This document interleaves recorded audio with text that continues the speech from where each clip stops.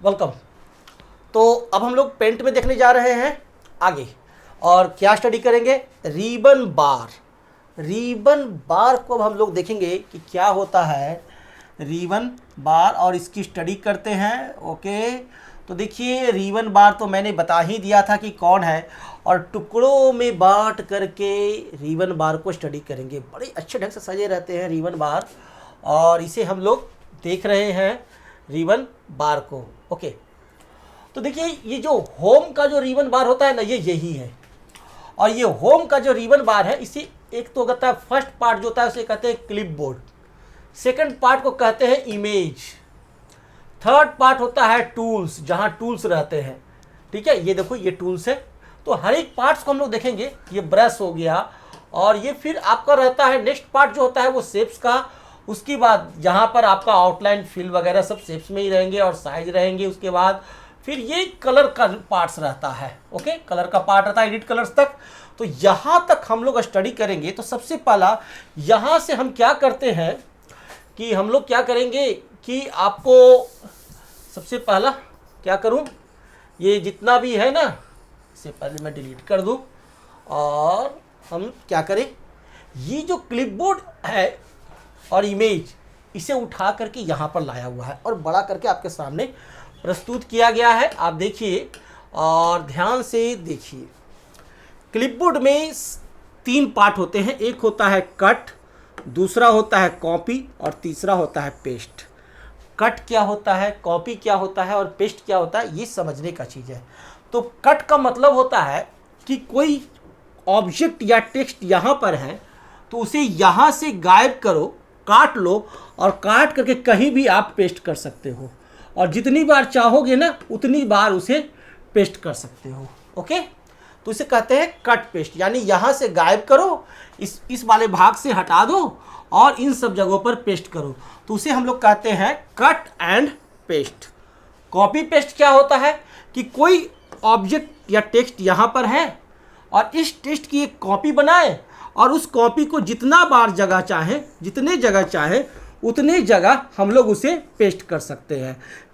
Okay, तो ये होता है कट कॉपी पेस्ट, जो कि किसका पार्ट है, जो पार्ट है आपका क्लिपबोर्ड का। ओके, किसका पार्ट है, वो क्लिपबोर्ड का पार्ट है। क्लियर है? अब आप देखो सेकंड पार्ट होता है आपका कौन सा, इमेज वाला। कोई भी इमेज अगर आप यहाँ इंसर्ट करते हो पेंट में, हम सारा काम प्रैक्टिकली करके सिखाएंगे, पहले एक बार जान तो लें। इमेज में कोई भी पार्ट जो लाएंगे हम लोग कहीं से, ठीक है, इंसर्ट कराएंगे, तो उस इमेज को हम लोग काट सकते हैं, क्रॉप कर सकते हैं, रिसाइज कर सकते हैं, रोटेट कर सकते हैं, और सेलेक्ट करने के बहुत सारे माध्यम होते हैं, वो हम लोग कर सकते हैं। क्रॉप, रिसाइज, रोटेट, ये सारी चीज़ हम कर सकते हैं। पेंट एक बहुत छोटा सा सॉफ्टवेयर है, ठीक है, और यह विंडोज के एसेसरीज में रहता है, यह विंडोज का ही पार्ट है। ठीक है, तो इस सबसे पहले हम लोग यही सीखेंगे और इसी को देखेंगे। तो आगे का देखते हैं। तो अगला जो आप देखेंगे, तो ये टूल्स हैं आपके पास। विंडोज में जो टूल्स रहते हैं वो यही टूल्स रहते हैं, यह टूल्स हैं। अब ये कौन कौन से टूल्स आपको दिए गए हैं, तो ये फर्स्ट जो टूल दिया गया है इसे कहते हैं पेंसिल टूल। क्या कहते हैं? Pencil tool. जैसे ये कलम है तो पेन कहो या पेंसिल कहो। ओके, उसी तरह से पेंसिल टूल होता है। और ये फिल विथ कलर टूल होता है। इस टूल को कहते हैं फिल विथ कलर, यानी कहने का अर्थ है एक मग है और उस मग में इंक आपका भरा हुआ है और उसे कहीं भी उड़ेल दो, ठीक है, तो वो एक बाउंड्री जो एरिया है अगर इसमें उड़ेल देंगे तो इसमें क्या होगा कि वह कलर फिल हो गया। कहीं भी कोई किसी भी तरह का बाउंड्री वाला जो एरिया होगा उसमें गैप नहीं होना चाहिए, कहीं भी छिद्र नहीं होना चाहिए, नहीं तो इंक क्या होगा, बाहर निकल जाएगा। तो उस पूरी एरिया को वो क्या करेगा, उस इंक से, उस कलर से फिल कर देगा। और कलर हम लोग कहाँ से चॉइस करते हैं, यहाँ से चूज करते हैं। ओके, तो इस टूल्स को कहते हैं फिल विथ कलर टूल। और ये जो है आपका एक टेक्स्ट टूल है, इसकी मदद से हम लोग टाइपिंग कर सकते हैं कहीं भी। Okay, this is the text tool.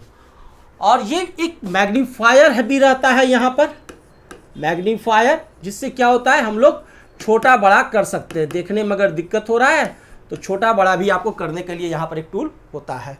और इस टूल्स को कहते हैं आई ड्रॉपर। आई ड्रॉपर देखिए कि छोटे छोटे जो बच्चे रहते हैं घर में, बहुत छोटा जो बच्चा रहता है, उसको जब दवा देना होता है ना, तो इसी आई ड्रॉपर से चूस करके उसके मुंह में दवा डाल दिया जाता है। जस्ट लाइक वही ये आई ड्रॉपर है। कहने का अर्थ है कि कहीं से कोई कलर उठाना है ना, कलर पिक करेगा, या कह सकते हो कलर पिक करने वाला ये टूल्स है। तो ओके, और उसके बाद एक टूल्स है, इसे कहते हैं हम लोग इरेजर टूल। इरेजर टूल, यह हमारा इरेजर यानी क्या है, हमारा रबर है, जो कि हम लोग मिटाने का काम इससे करेंगे। जैसे कि हमें मिटाना रहता है ना, तो मेरे पास भी यहाँ पर क्या है, इरेजर है, और इस इरेजर से मैं मिटा लेता हूँ।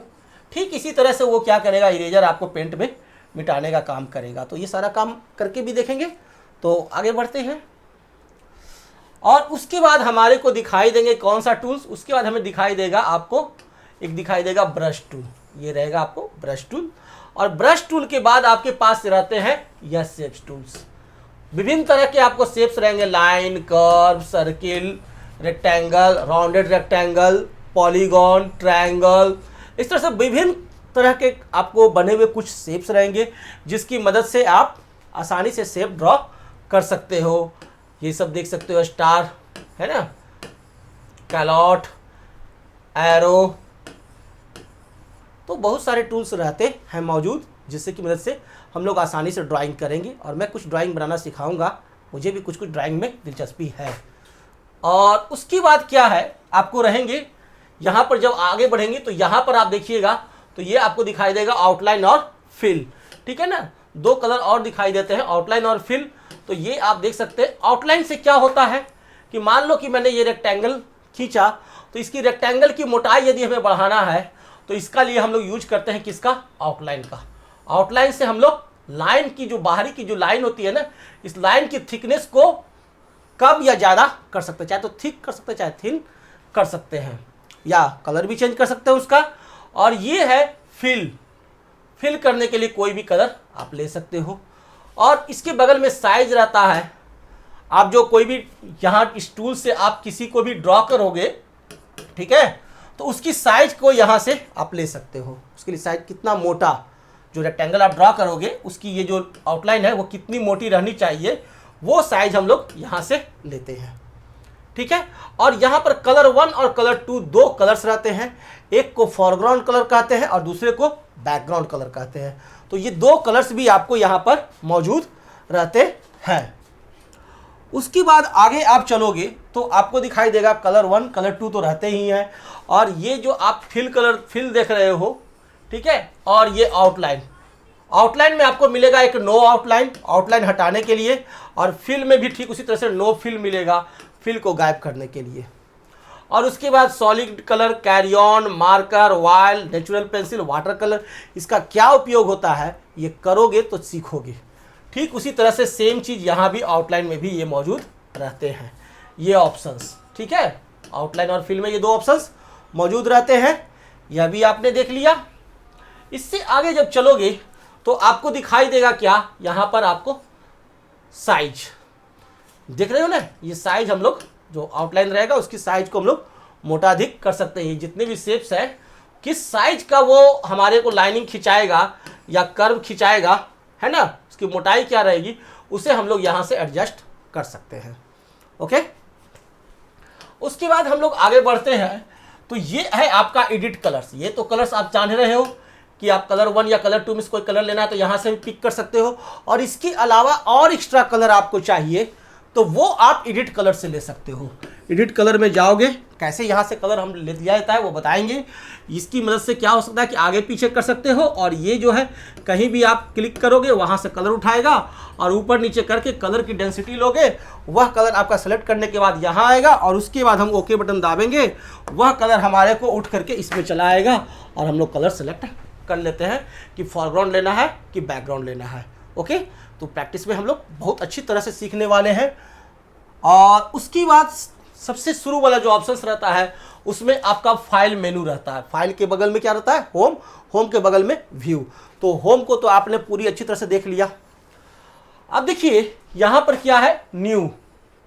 ठीक है, न्यू रहता है। न्यू से क्या होता है, नया आप ड्राइंग पेज ला सकते हो। और ओपन से क्या है, कोई भी सेव रहेगा उसे आप ओपन कर सकते हो।